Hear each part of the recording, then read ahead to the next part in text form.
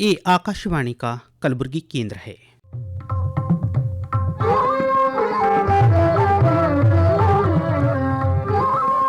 प्रस्तुत है हमारा मासिक हिंदी कार्यक्रम नवरस।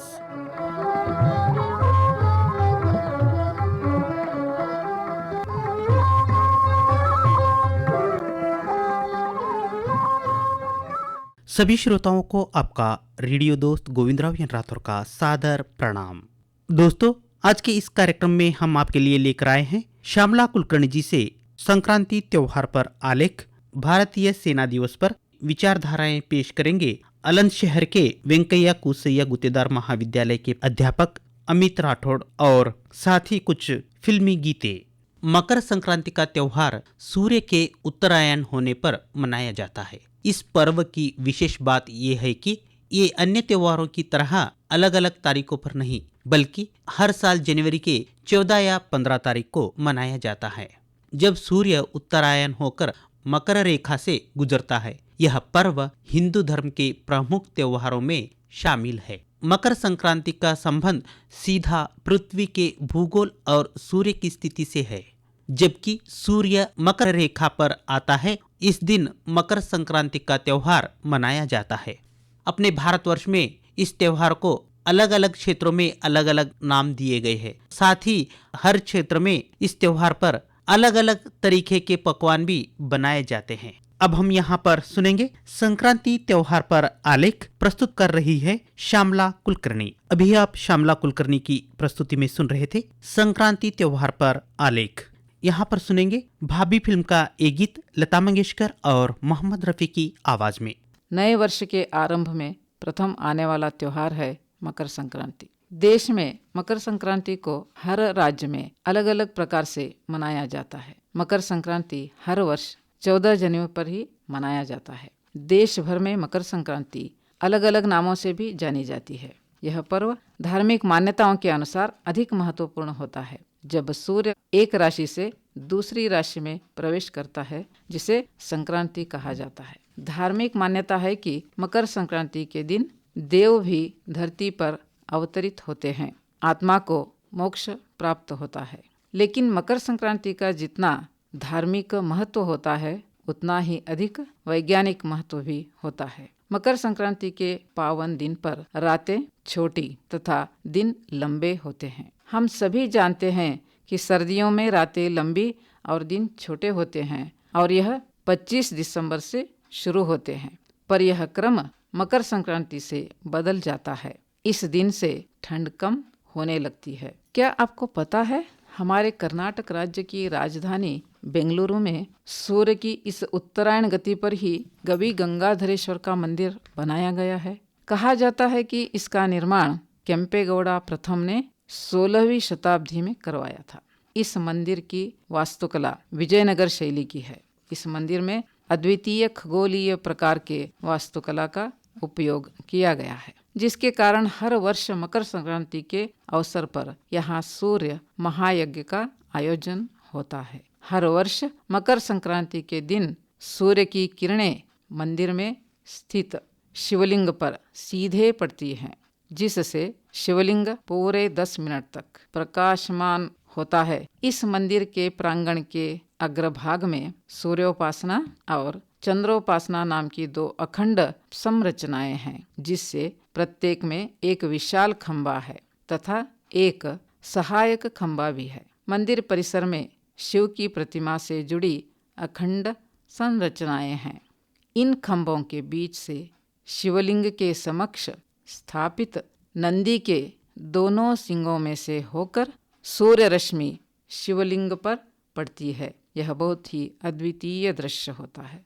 साथ में हमारे स्थापत्य कला के बारे में गर्व भी होता है, जो कि हमारे पूर्वजों ने हमें विरासत में दी है। मकर संक्रांति जितना धार्मिक महत्व होता है, उतना ही वैज्ञानिक महत्व भी होता है। मकर संक्रांति से यह क्रम बदल जाता है।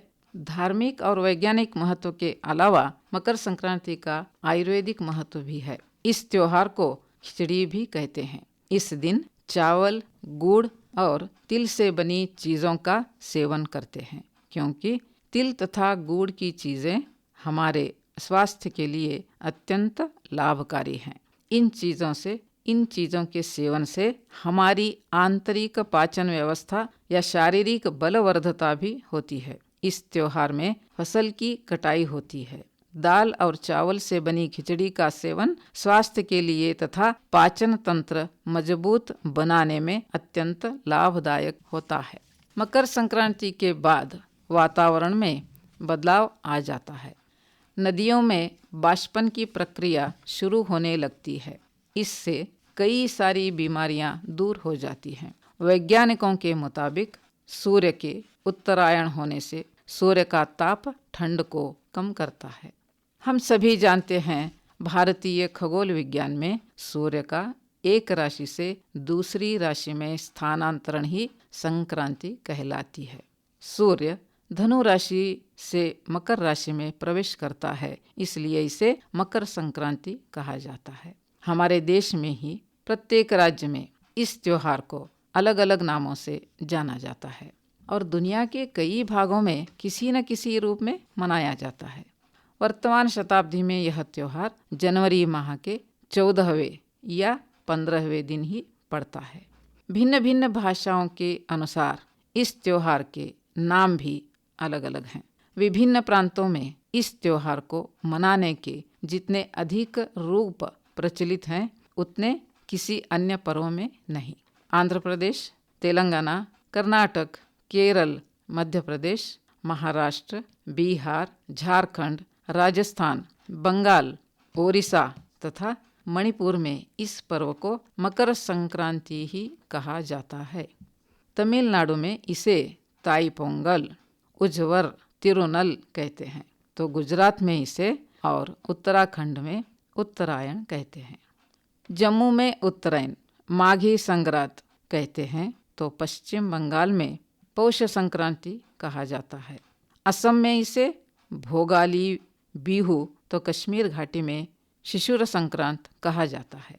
विदेशों में जैसे नेपाल में इसे माघी संक्रांति या खिचड़ी संक्रांति भी कहा जाता है। थाईलैंड में सोंगरकरन, म्यांमार में थियान, कंबोडिया में मोहा संक्रांत तथा श्रीलंका में पोंगल, उज्वर, तिरुनल और पाकिस्तान में तिरुमूरी नाम से पर्व को कहा जाता है। उत्तर प्रदेश में और पश्चिमी बिहार में इस त्योहार पर पवित्र नदियों में डुबकी लगाना शुभ माना जाता है। गंगा, यमुना, सरस्वती के संगम पर हर वर्ष 1 माह तक माघ मेला लगता है। साथ ही पश्चिम बंगाल में गंगा सागर में मेले का आयोजन होता है। हजारों तीर्थयात्री यहाँ पर सागर में पवित्र स्नान करने आते हैं। मकर संक्रांति के बारे में खास बात यह है कि सूर्य के अपने आकाशीय पथ पर मकर राशि में परिवर्तन और 6 महीने की उत्तरायण अवधि को चिन्हित करता है। मकर संक्रांति को उत्तरायण भी कहा जाता है। पूरे वर्ष में सूर्य 12 राशियों में से हर राशि में परिवर्तन करता रहता है। इस समय को सौर मास भी कहा जाता है। इन सभी 12 राशियों में से केवल 4 राशियों को अधिक महत्वपूर्ण माना जाता है और उसमें सबसे खास मकर संक्रांति होती है। संक्रांति पर्व विशेषतः खगोल से जुड़ा हुआ है। मकर संक्रांति के दिन सूर्य धनु राशि से निकलकर अपने पुत्र शनि की राशि मकर में प्रवेश करते हैं। 12 संक्रांतियों में से यह खास संक्रांति है। 4 खास संक्रांति होते हैं, जिनमें मेष, तुला, कर्क, मकर संक्रांति है। यही कारण है कि इस खास दिनों को हम सभी मकर संक्रांति के नाम से जानते हैं और इसे मानते भी हैं। यह प्रति वर्ष 14 जनवरी को इसकी तिथि है, जो सभी पर्व मनाते हैं। पंजाब में, जम्मू कश्मीर में इसे लोहड़ी के नाम से बड़े पैमाने पर मनाते हैं। इसे मकर संक्रांति के पहले वाले संध्या समय को मनाया जाता है। सूर्य के ढलने पर घरों के बाहर बड़े बड़े आलाव जलाए जाते हैं। घर के सभी बच्चे बूढ़े आलाव के इर्द गिर्द नाचते हुए हर्षोल्लास से गाते हैं। मकर संक्रांति पर्व की और एक खास वैज्ञानिक बात यह है कि यह पर्व सौर चक्र द्वारा निर्धारित की जाती है तथा सूर्य के मकर राशि में प्रवेश करने की निर्धारित समय खगोलीय घटना से शतशः मेल खाती है। इसे एक दिन मनाया जाता है। ग्रेगोरियन कैलेंडर के 14 जनवरी को आमतौर पर आता है, पर लीप वर्ष में 15 जनवरी को पड़ता है। इसका और एक वैज्ञानिक कारण भी है कि हम क्यों यह पर्व जनवरी में ही मनाते हैं। पृथ्वी अपनी कक्षा में ही घूमते हुए प्रतिवर्ष 55 क्षण या सेकंड या 72 सेकंड से 90 वर्ष में एक अंश पीछे रह जाती है। इससे सूर्य मकर राशि में एक दिन देरी से प्रवेश करता है। वैज्ञानिकों का कहना है कि करीब 1700 वर्ष पहले 22 दिसंबर को मकर संक्रांति मानी जाती थी। इसके पश्चात पृथ्वी के घूमने की गति के चलते यह धीरे धीरे दिसंबर की बजाय जनवरी में आ गई है। काशी हिंदू विश्वविद्यालय के ज्योतिषाचार्य पंडित गणेश मिश्रा जी के अनुसार मकर संक्रांति पहली बार 1902 में मनाई गई थी। इससे पूर्व 18वीं सदी में 12 और 13 जनवरी को मनाई जाती थी। वहीं यह पर्व 1964 में पहली बार 15 जनवरी को मनाई गई थी। वैज्ञानिकों का ऐसा मानना है कि प्रतिवर्ष 20 मिनट की देरी से सूर्य का धनु से मकर राशि में प्रवेश होता है। इस बात के अनुसार 5000 वर्ष बाद फरवरी के अंत में मकर संक्रांति पर्व मनाई जाएगी।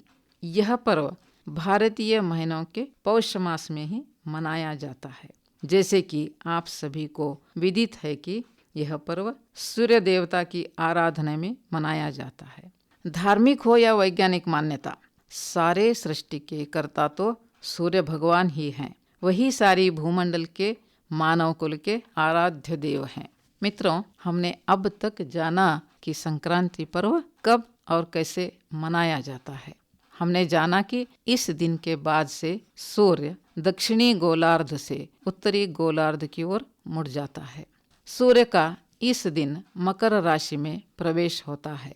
इससे पहले सूर्य दक्षिणी गोलार्ध में झुकने के कारण अंधेरा जल्दी हो जाता है। जब सूर्य उत्तरी गोलार्ध में प्रवेश करता है तो धीरे धीरे दिन बढ़ने लगता है और रातें धीरे धीरे छोटी होने लगती हैं।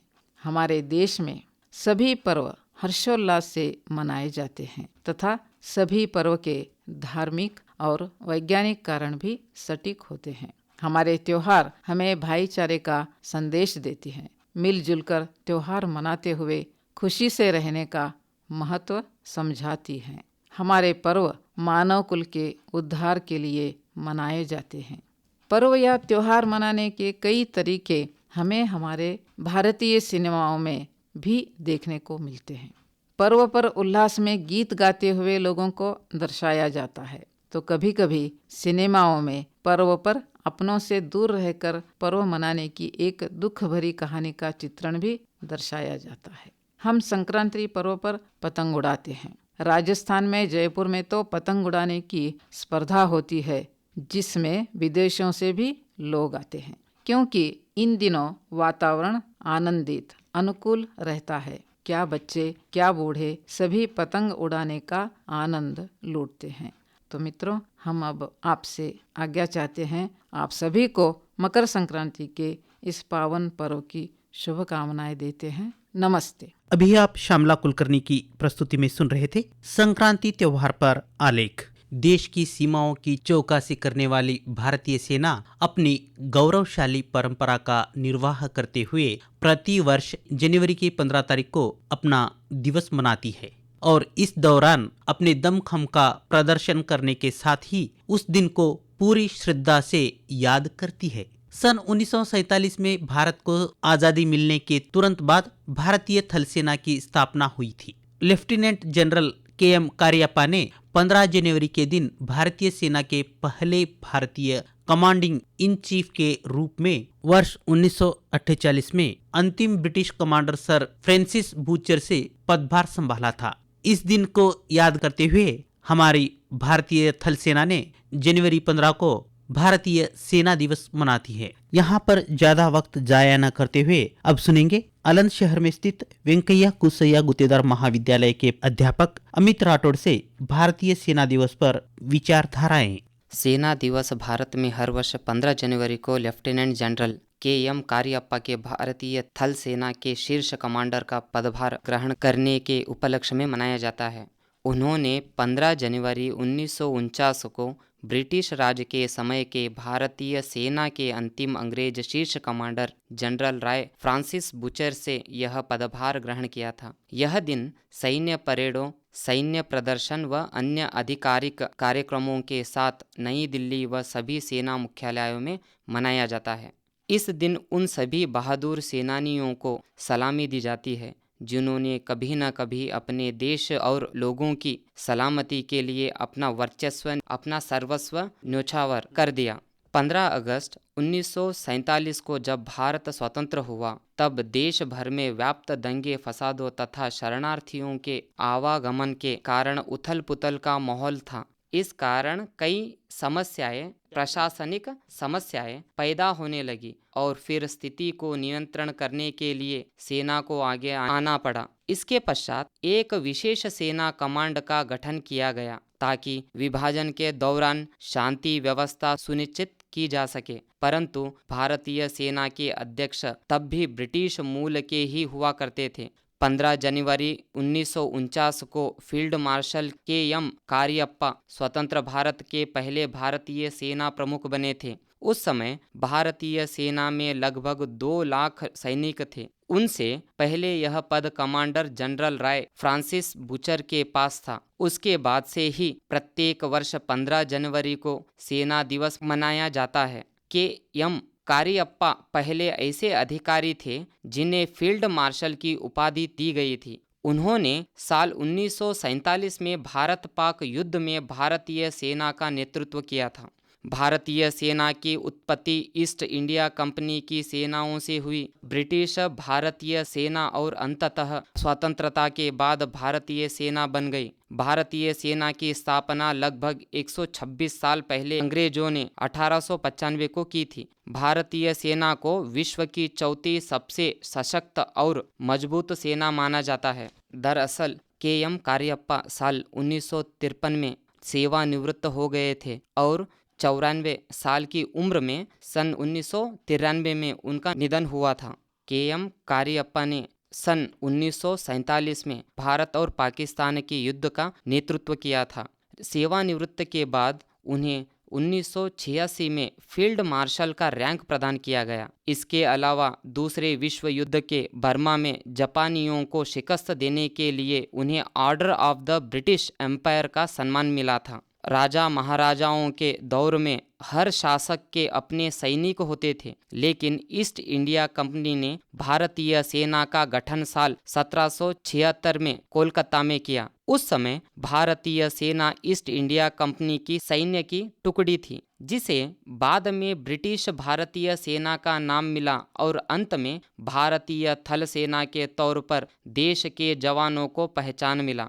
15 जनवरी को दिल्ली में सेना कमान मुख्यालय के साथ साथ देश के अन्य हिस्सों में सैन्य परेड की शक्ति प्रदर्शन के अन्य कार्यक्रम का आयोजन करके सेना दिवस मनाया जाता है। इस दिन दिल्ली के परेड ग्राउंड पर आर्मी डे परेड का आयोजन किया जाता है। आर्मी डे के तमाम कार्यक्रमों में से यह सबसे बड़ा आयोजन होता है। जनरल ऑफिसर कमांडिंग मुख्यालय दिल्ली की अगुवाई में यह परेड निकाली जाती है। आर्मी चीफ सलामी लेते हुए परेड का निरीक्षण करते हैं। ये परेड भी गणतंत्र दिवस परेड का ही हिस्सा होता है। आर्मी डे पर आर्मी चीफ बेहतरीन सेवाओं के लिए जवानों को सम्मानित करते हैं और उनका हौसला अफजाई करते हैं। भारतीय सेना देश के करोड़ों देशवासियों के गर्व का प्रतीक है। इतिहास में समय समय पर दुश्मन देश के रक्षा के लिए हजारों सैनिक ने अपना बलिदान दिया है। भारत पाकिस्तान युद्ध से लेकर बांग्लादेश की आज़ादी और श्रीलंका में शांति स्थापित करने से लेकर संयुक्त राष्ट्र संघ की पीस कीपिंग फोर्स में भारतीय सैनिकों ने हमेशा ही साहस और त्याग का परिचय दिया है।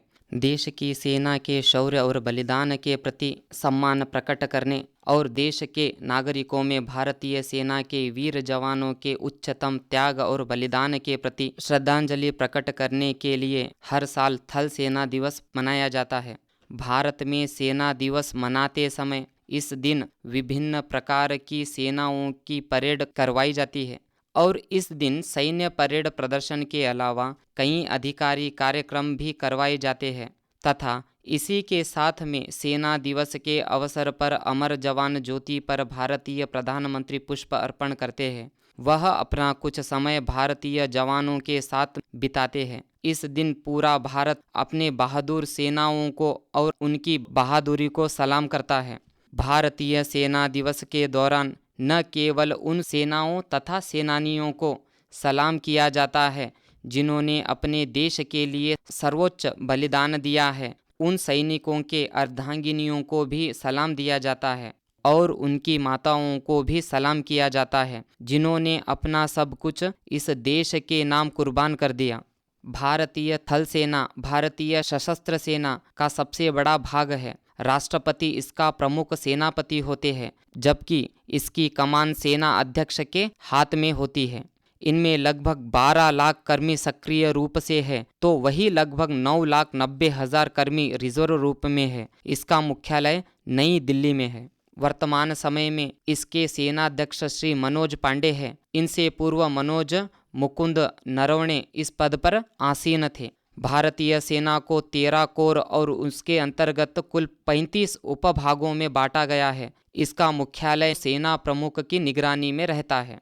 सेना की एक परीक्षण कमान और 6 क्रियाशील कमान है। हर कमान नई दिल्ली के मुख्यालय से संबंधित है। ये कमानें निम्नलिखित है: केंद्रीय कमान, पूर्व कमान, उत्तरी कमान, दक्षिणी कमान, पश्चिमी कमान, दक्षिणी पश्चिमी कमान, सेना प्रशिक्षण कमान। सेना के जवानों द्वारा उनके अदम्य साहस के प्रदर्शन के लिए उन्हें मेडल से सम्मानित किया जाता है। ये मेडल 2 स्तर पर दिए जाते हैं। पहला युद्ध के दौरान वीरता दिखाने के लिए, दूसरा शांति काल में कार्य के लिए। British commander in chief Francis butcher से पदभार संभाला था।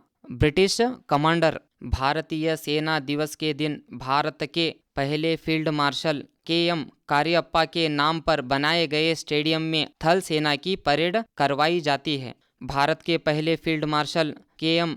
कारियप्पा ने 1947 में हुई भारत और पाकिस्तान के युद्ध में भारत की सेना की अगुवाई करी थी। Field marshal KM. कारियप्पा के लिए 1953 का साल भारतीय सेना में अंतिम साल था। इसके बाद वे सेना निवृत्त हो गए।